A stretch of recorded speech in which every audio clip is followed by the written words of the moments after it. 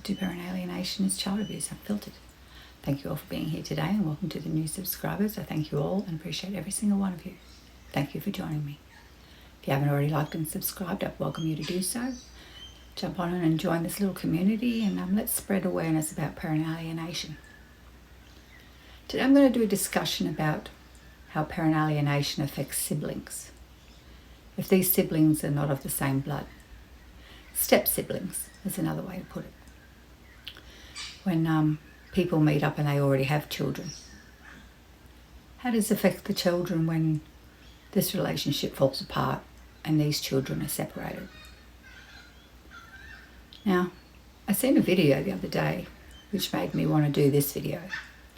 And it was about a group of siblings that hadn't seen each other for a long time. Two of the children were together, and one of the children, for whatever reason, I'm assuming maybe he's not of the same mother. Maybe they had different mothers. I'm not quite sure what backstory was of this particular story, but the impact it made when they had got together, it really touched a nerve in me. Now, these children hadn't seen each other for over 4 years, is what the caption had said. Now, they were having something to eat, and one of the siblings were oblivious to the fact that I'm assuming the older brother had bought him food because he was busy chatting. But the little sister recognised him straight away. The little sister, by her reaction, she hadn't forgot who this person was. This child, the little sister, looked like she was probably of age, I'd say probably 7, 6, 7, maybe 8. But it's been 4 years that they'd seen each other, so she was still quite young.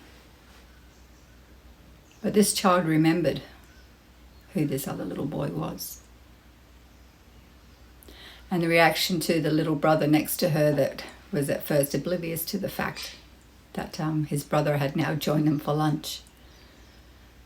His reaction was equally as mind-blowing. I've said in all my videos how children don't forget things. That the narcissistic parent may forget and move on. But these children don't. And I've said that all along. These children remember everything. These siblings were separated for 4 years. Don't know the story, don't know any of the reason why this sibling wasn't with this other 2 children. But I do know the reaction they all had once they'd seen each other. And it was happy and heartbreaking at the same time, because it showed you in this video, kids don't forget. Kids remember. This little girl, who probably would have been maybe 3 or 4 at the time of the separation, judging just by my observation of this child and her age, she would have been probably 3 or 4. But she remembered who this little boy was, and he'd grown and changed over the years, I would have imagined. He was now a bigger boy, but she recognised him. She knew straight off the bat who he was. And so did the little brother when he turned around. And the embrace, they didn't want to let go of each other. Again, it was heartwarming and heartbreaking to watch this. So it got me thinking about how siblings are affected by parent alienation. Siblings are affected whether they're of the same blood or they're not of the same blood. If children have been put into a blended family together, they create bonds with each other. They may fight like cat and dogs, as normal brothers and sisters do. But you could tell the bond that they had between them was very strong. And I can imagine these children, when the separation had occurred and this other child was taken away from wherever they happened to be living, whether it was their mother or their father, that these children are mourning the loss of their other sibling. This is something that narcissistic people seem to forget, that kids have feelings. Kids have feelings, they have memories. And as I had said in my last video, just because the relationship didn't work out and you've moved on, doesn't mean that kids forget and that they've moved on. This was a very clear in your face message that these kids hadn't moved on. These kids had missed their brother. They had missed him, regardless of the sibling rivalry or the fighting. The embrace these children had and how long they held on to each other. It showed you the love they had for each other. Now I've got to wonder if the narcissistic parent was the one sitting at the other side of the table, or whether it was the mother that allowed this child to come and see these children for the day or for the weekend, whatever the case happened to be. I hope by their reaction that they were allowed to have more involvement with each other after this. 4 years is a long time to be separated. In parent alienation, it's these years are a lot longer than that in some cases. In some cases, it's not until the children grow that they work things out and reach out for their other parent or their extended family or their long-lost siblings. But it shows you kids don't forget. I don't know how to, like I've said before, I'm not very techno-savvy. I have a phone and it's me. That's me doing my YouTube broadcast. If there was a way I could save the video and show you guys, it would be more beneficial for you to have seen the reaction. When this little boy sat down and the little girl immediately recognised him. She was shocked. You could see the shock on her face. She sat there gobsmacked with her hand across her mouth and her eyes wide and just staring at him. And then she just launched at him and hugged him so tight. And it was a few more minutes after that the other little brother had turned around to see what his sister was doing. And then he recognised who it was.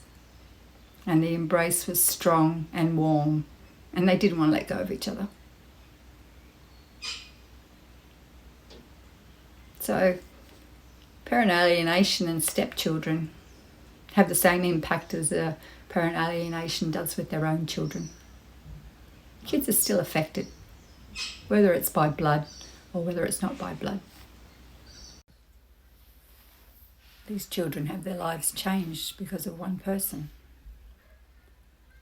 Now, many blended families that fall apart when children build bonds with their step-siblings.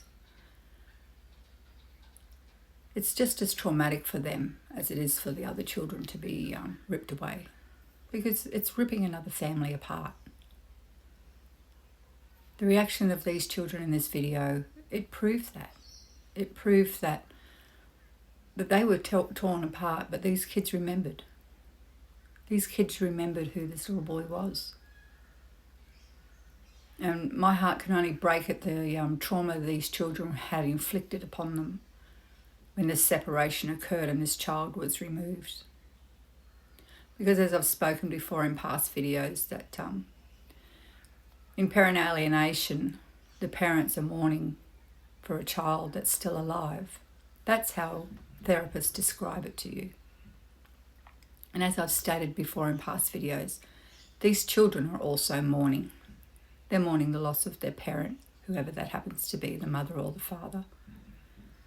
But they're also mourning the loss of the connection they had with their step-siblings, with this new family that they had built bonds with. Even though they had probably fought like cat and dogs, as normal siblings do, they still formed bonds with each other. And in this video, that was relevant so much that these kids, although they'd been separated for 4 years, and the little girl in this video, whom was the youngest, I would have imagined would have been 3 or 4 at the time of the separation, by my own observations. But it even shows you a 3 and 4 year old still remembers. She remembered this little boy. She knew immediately when she's seen him who this child was. And for parents out there that go through the yo-yo of relationships moving from one relationship to another and dragging their kids along for the ride. As we spoke before, kids don't get a say, they get dragged to all the situations the parents want to drag them into. From partner to partner, family to family, relationship to relationship. These children are the silent victims in the background. These children have their lives altered because of one person's bad decision of rushing into a relationship. Even after the fact. Even blended families. Blended families, I believe, should take more time. Should take more time getting to know each other. Getting to know who that person is, who the children are, before moving into them, with them. Because I've known a lot of families that meet each other and known each other for a short period of time and suddenly thrust all their families together, and this creates chaos. It creates conflict and chaos within the family unit because no one got to know each other properly. And then the arguments will start because the siblings will be squabbling with each other because they've not got to know each other. They've just been thrusted in the same house and forced to live with each other. So there'll be arguments. So then mum and dad will probably argue because mum's child's not getting along with dad's child, and they're probably blaming each other because they're good at that. No, it was your kid that started the argument. No, it was your kid that started the argument. So then mum and dad start arguing. So in these children's eyes, the circle has now started again. Mum and dad are in another relationship. Mum and dad are starting to fight again. These kids already know where this is going to be heading because these children have done this before. What a way to live your life as a child without the security of knowing where you're staying is going to be a permanent place. That you'll be staying in this house until you're old enough to leave and move out and start life of your own. In these situations, these children don't get that chance. These children live with the uncertainty of when are we moving again? What school will I be going to next time? Who will be the next children in my life from whoever my mother and my father decide to hook up with? Are these children going to bully me like the last lot did? Are these children going to get along? I was really close to one of the children, and what happened? Mum took off, left them. Now I'm back with dad. And dad's a bit of a narcissist, so I'm stuck by myself again. That's what these kids go through. This is what they think. They have that uncertainty of a secure future because their parents aren't secure. Again, it comes back to rushing into a relationship and not going slow and steady. If you go slow and steady, you've got more chance of that relationship working long term. When you rush into something without knowing, it's like diving into a water. You don't know if that water's going to be cold or hot until you hit that water. Same sort of thing. You don't know what the relationship's going to be like until you're involved in the relationship. Being involved in the relationship doesn't mean you move straight in with somebody that you don't know. You don't take control of their children when you've only just met them. You don't start going there and start throwing orders around at somebody else's children that you don't know. Just because you're classed as mum or dad now doesn't give you the authority to order someone else's children around when they don't really know who you are, or if you're going to be a secure future in their life. Because what you might find is a lot of these children will be not receptive to having a new partner. These children won't want another partner in their mother's life because they've just been bounced around 3 or 4 times before. These children won't want another person in their life when dad's had 3 or 4 partners before with children in there, and some of the kids have been okay, some of them have been rat bags and broke all the stuff that's in the house, because little kids will do that. Little kids don't have a value on people's property, and they're curious. So if you've got someone that's under 5, maybe under 6, exploring a new environment, then they're going to be curious what's in these drawers, what's that makeup for, what's that for. That's a normal child behaviour, is exploring their world. And some siblings will take these children under their wing and nurture them and care for them. But if these children have been bounced around from relationship, from child to child, then these children start to hold resentment to the new people.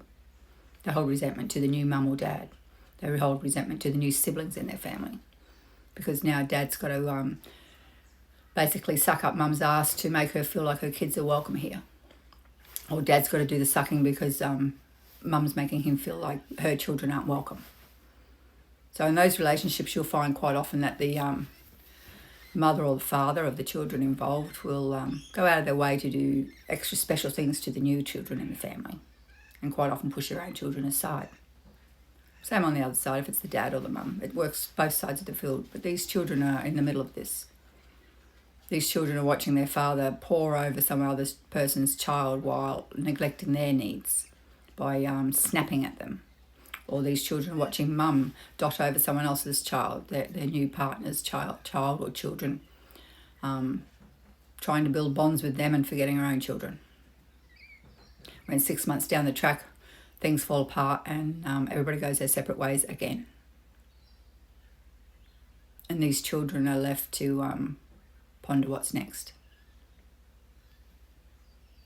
As I stated before, that I wish I could have figured out a way to show you guys this video, because the visual impact this has would have been a lot better than my words. My words can describe what I saw, but seeing it, seeing the emotion that was in these children when they suddenly realised who was sitting next to them. As I said, these kids didn't want to let go of each other. They didn't want to let go. They had missed each other terribly. And that was evident. It was evident in the video. The video wasn't overly long, so I don't know what happened after that. There was no story to say what the actual situation was. Hoping this child was allowed to be more involved in these other children's lives now that they were back. I'm hoping it wasn't just a one-off visit where these children now have to go through the trauma of seeing them, but also not being allowed to see them again for X amount of months or next year or however long the narc decides to let them stay away. Because in the end, it's the narc that's got control over who's allowed to see the child, when the child's allowed to be seen, and how long the child's allowed to be seen for. Like it's a piece of property. This particular video showed the emotion that went with these children. They're not property, they're living, breathing human beings that have a right to form bonds, a right to connect with people, to live a happy, productive life. Not be moved around because your parents can't make up their mind what they're going to do. They rush into decisions and the kids are dragged there, pondering, waiting. That's what they do, and they're waiting for the next downfall. They're waiting for the next, well, come on kids, grab your clothes, we're moving out of here. I'm not putting up with her anymore. Come on kids, let's move out of here. I'm not putting up with him anymore. And these kids are stuck there, filling up their suitcases again, packing their bags again, wiping the tears away from their faces again, tears nobody wants to know about. Shut up, you dribbling. Pack your bags and get out of here. I had enough. My heart breaks for these children. As I stated before, growing up in childhood is tough enough. It's a hard road to grow when you're little and you're growing in the world that we live in today. The world's totally crazy. Everybody's full of excuses. Everybody's angry. Everybody's hostile about something. And when you have parents that jump around from relationship to relationship and get their kids to build bonds with new children and then take them away from that, and then expect them to build bonds with another group of children, take them away from that one, expect them to build another bond with another child, and wonder why these children don't want to, why these children are lashing out. Why are you being so uncooperative with her? She's really nice. He's a really good kid. Why won't you go and play with him? Don't want to build bonds because don't want to be hurt again. Basically the answer. Because in these children's eyes, it's having a little piece of your heart ripped out each time. These kids feel like they're not worthy, that they're not listened to, that their feelings don't matter. And in the eyes of a narcissistic parent, they're right. They're right. These narcissistic parents don't care about their feelings. They don't care about how they're emotionally coping. These narcissistic parents care about, number one, themselves. And if the narcissistic parent was the one that had been walked out upon or left, then these narcissistic people will be angry, and these children will know the repercussions of that because they've probably dealt with that before as well. So in the world of relationships, when children are involved, you've got to tread carefully. You've got to tread slowly. Don't be in a hurry. Think of your child. Think of that child. These kids have got a right to be happy. They have a right to build bonds and know the bonds will last. They have a right to build relationship with new siblings in their life. Step siblings, if that's what you want to call them. Either way, they're in these children's lives, and these children are allowed to build bonds and get close to these people if they connect with them like that. But these kids don't build bonds because half the time these kids are uncertain how long they're going to be in the life for. So I think people need to think twice if you've already got family. Oh, that was my dog. These people need to think twice if they have children and are thinking about starting another relationship with somebody else who has children. Think of the children and how the children are going to cope. One, moving in with another stranger and some other strangers' children. Or two, how are these children going to cope if this relationship happens to break down as well and they're torn away from another group of children that they had built bonds with and connected to. Or even the stepmother or stepfather that they had connected to.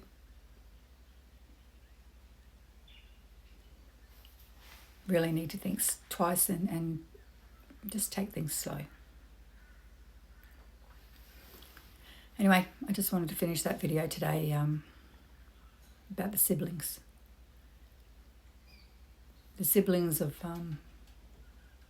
new relationships and how they affect parent alienation. And if relationships don't work out, how these children suffer. How these children have their lives disrupted. One, to let a new family into their home, make room for the new children in their lives. Listen to the squabbles of the parents arguing over the children. Your child's bad-mannered. No, your child's bad-mannered. Your child's rude. No, your child's rude. These kids are sitting listening to it all, knowing what's going to come. Probably already start packing up the good stuff already. Because sometimes when this happens, they have to pack up and get out quickly, so half their stuff gets left behind. Parents don't care about that either. They don't care about the emotional attachment these children have on their belongings, their toys, their gifts that they got from their other mother or their father, whoever the other parent may be. They all get left behind because care factor 0. Narcissist parent only cares about the narcissist parent. Children aren't even in their mind. Anyway, just wanted to do that one today, and I'll have another one coming soon. If you haven't already liked and subscribed, I'd welcome you to do so. Let's keep building this community. Let's keep spreading awareness about this problem. It's an epidemic. There's too many children out there with no voice. These kids have got me. And if you feel I'm doing a good job or you like what I say, hit that little like button just to let me know people are listening. I see a lot of people view my channel, but not many hit that like button.